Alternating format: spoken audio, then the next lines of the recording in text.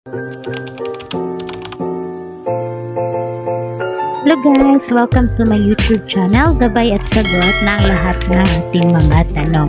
So, una, ang ating question dito is paano natin bago ulit or nagkamali tayo ng pag-register ng ating address or mga name, age, year. So, una, itong gawin natin.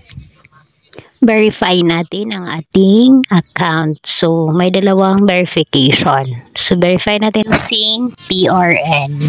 So, pag alam natin, put natin. So, katulad nito. Natin ang ating PRN. So, after yun, meron na tayong registration. I-edit natin. So, meron tayo dun sa click ng edit. And then, lagay natin yung ating mga information na totoo.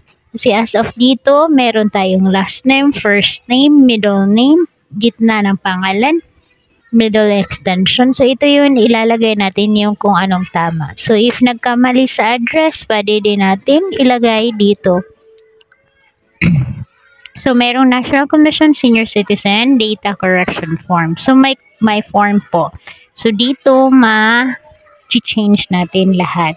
So, dapat tama na talaga ang mailagay dito. So, name of extension, birth date, email address, napaka-importante sa email address, contact details, number. So, and then yung ating specify natin kung anong i-correct natin dyan. And then proof of identity, meron tayong proof of identity. So, napaka-importante dito. So, stay tuned po sa susunod na aking video. So, don't forget to subscribe my channel.